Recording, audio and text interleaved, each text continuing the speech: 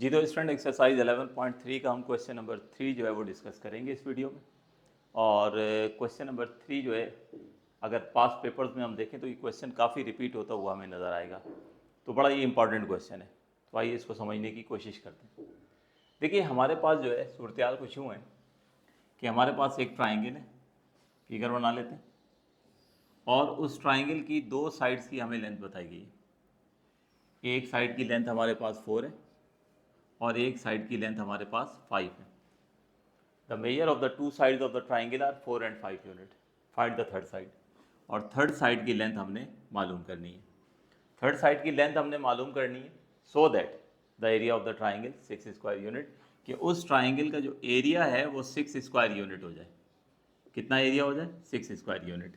दो साइड्स हमें गिवन है, दो साइड्स की लेंथ हमें गिवन है और ट्राइंगल का एरिया हमें गिवन है। थर्ड साइड की लेंथ हमने मालूम करनी है। तो अगर मैं इसके वर्टिसेस को ए बी और सी मान लेता हूँ, तो वर्टेक्स ए के सामने वाली साइड है उसको ए से रिप्रेजेंट करेंगे तो ए हो गया 4। वर्टेक्स बी के सामने वाली साइड उसे बी से रिप्रेजेंट करेंगे, वो बी हो गया। और सी जो है वो हमने फाइंड आउट करना है।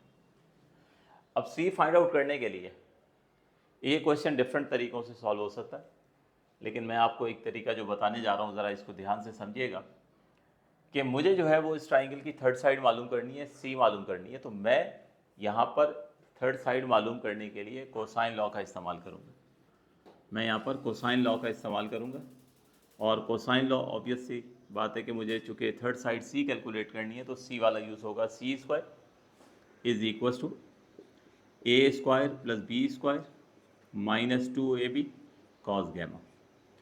यहाँ से मैं जो है वो थर्ड साइड कैलकुलेट करूँगा। अब देखते हैं क्या ये कोसाइन लॉ यूज़ हो सकता है, क्या मेरे पास सारी वैल्यूज़ अवेलेबल हैं। तो ये देखिए मेरे पास ए की वैल्यू आप देख सकते हैं यहाँ पर 4 है, बी की वैल्यू मेरे पास जो है वो 5 है, मैं पुट कर सकता हूँ। वही ज़ाहिर है ए और बी की वैल्यू 4 और 5 यहाँ भी पुट की जाएगी। लेकिन ध्यान से देखिए कि गैमा जो है वो कहीं भी आपको इस ट्राइंगल में गिवन नहीं है। इसका मतलब ये हुआ सी तो अननोन है और गैमा भी अननोन है। तो बज़ाहिर ऐसा लगता है कि हमारे पास जो है हम यहाँ पे इस फार्मूले को यूटिलाइज नहीं कर सकते और हम इसकी थर्ड साइड की लेंथ इस फार्मूले से मालूम नहीं कर सकते। इसका मतलब ये हुआ कि ये फार्मूला हम जब ही यूज़ कर सकते हैं जब हमारे पास जो है वो गैमा मौजूद हो। अच्छा, गैमा मालूम करने के लिए अगर हम एक और ट्रिक लगा लें और पहले हम गैमा मालूम कर लें तो फिर हम कोसाइन लॉ की मदद से सी कैलकुलेट कर लेंगे। गैमा मालूम करना है तो एरिया ऑफ ट्राइंगल जो कि हमें गिवन है, तो एरिया ऑफ ट्राइंगल का फार्मूला इस्तेमाल करें जिसमें दो साइड और एक एंगल हमें गिवन होता था। तो वो हम फार्मूला इस्तेमाल करेंगे ये वाला, गैमा वाला, क्योंकि गैमा फाइंड आउट करना है। तो एरिया ऑफ ट्राइंगल क्या होता है? Half of A B sine gamma. तो ये देखिए इस फार्मूले से पहले क्या करेंगे, हम गैमा निकाल लेंगे। एरिया ऑफ ट्राइंगल ये 6 स्क्वायर यूनिट हमें गिवन है, ए की वैल्यू 4 और बी की वैल्यू 5 गिवन है। तो हमें इससे जो है इस फार्मूले को यूटिलाइज करके पहले गैमा मिल जाएगा। ठीक है, तो इसका मतलब है क्वेश्चन की डायरेक्शन क्या बनी है, सबसे पहले इस फार्मूले को इस्तेमाल करें एरिया ऑफ ट्राइंगल को और यहाँ से गैमा डिटरमाइन करेंगे, फिर वो गैमा यहाँ पुट करके कोसाइन लॉ में हम थर्ड साइड की जो है वो लेंथ जो है वो डिटरमाइन करेंगे। तो शुरू करते हैं। सबसे पहले फिगर हमने बना ली है, अब हम फार्मूला यूज़ करने जा रहे हैं। फर्स्ट वन वाला, area of triangle is equal to half of A B sine gamma. तो यहाँ वैल्यूज़ पुट करते हैं। तो put A equals to 4, B equals to 5 और एरिया ऑफ ट्राइंगल ये हमें गिवन है 6 स्क्वायर यूनिट। ये वैल्यूज़ इस फार्मूले में हम पुट करते हैं। तो ये देखें लेफ्ट हैंड साइड पर एरिया ऑफ ट्राइंगल, इसकी वैल्यू 6 हो गई, ए की वैल्यू 4, बी की वैल्यू 5 और गैमा जो है वो अननोन है।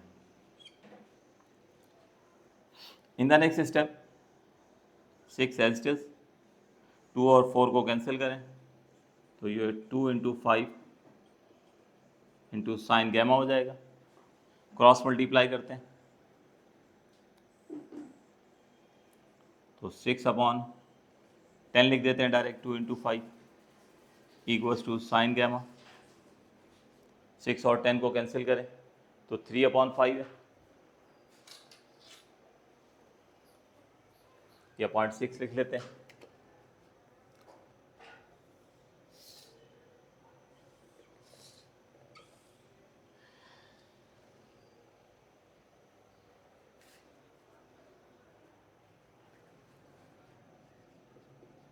तो साइन गैमा यह है 0.6।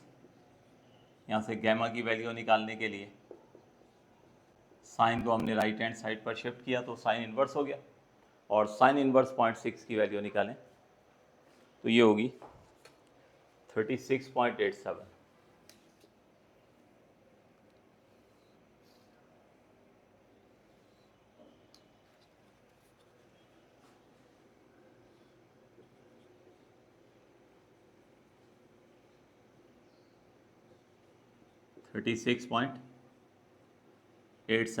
डिग्री।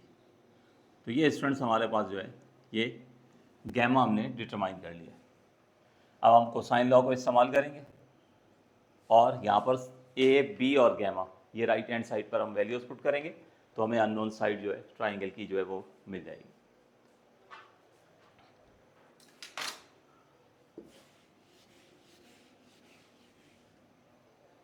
तो यहाँ अगर आप शुरू में हेडिंग लिखना चाहें तो लिख सकते हैं फाइंड गैमा। उसके बाद फिर जो है अब यहाँ पर हेडिंग आप लिख सकते हैं कि find C.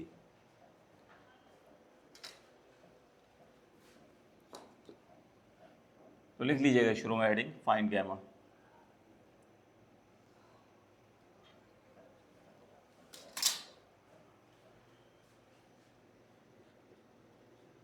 Find C using cosine law. C square is equal to A square plus B square minus 2ab into cos gamma. तो ये ए और बी की वैल्यूज़ जो है और गैमा की वैल्यूज़ हम पुट करते हैं।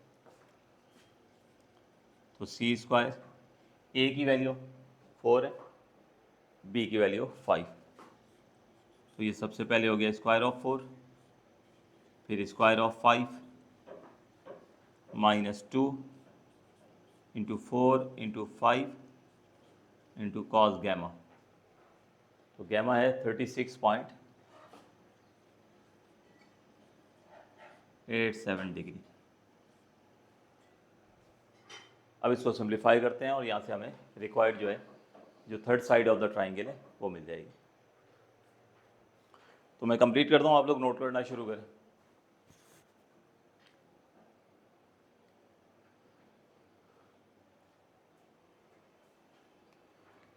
जी तो स्टूडेंट्स यहाँ से इसको ज़रा समझ लीजिएगा, फाइनल स्टेप्स हैं। सी हमने कैलकुलेट करना था तो ए की वैल्यू हमने 4 पुट कर दी, गिवन थी हमें, बी की वैल्यू 5 पुट कर दी है और गैमा की वैल्यू 36.87। तो फर्स्ट ऑफ ऑल 4 का स्क्वायर 16 हो गया, 5 का स्क्वायर 25, 5 4 ज़ा 20 और 22 ज़ा 40। कॉस 36.87 की हम वैल्यू डिटरमाइन करेंगे तो ये कॉस 36.87 की वैल्यू जो आएगी 0.7999 है। अब ये 0.7999 को 40 से हमने मल्टीप्लाई कर दिया तो ये बना 31.996, जिसे हमने 41 से लेस करना है। तो जब हम इसे 41 से लेस करेंगे तो ये 9.004 आ जाएगा। अब चूँकि ये सी स्क्वायर की वैल्यू आई है तो हमने जो है वो यहाँ से रूट अप्लाई कर दिया बोथ साइड, और जब रूट बोथ साइड अप्लाई करेंगे तो सी की वैल्यू जो है वो चूँकि 9.00 है तो ये हमारे पास वैल्यू जो आ जाएगी वो 3 आ जाएगी। तो इस तरह से हमारे पास जो थर्ड साइड है ट्राइंगल की वो कितनी आ गई, वो 3 यूनिट आ गई। तो अब यहाँ पे रिज़ल्ट हम फाइनली जो है वो लिख देते हैं, क्योंकि क्वेश्चन में जो डिमांड किया गया था वो ये कहा गया था कि ट्राइंगल की थर्ड साइड की लेंथ निकालें। तो therefore third side of triangle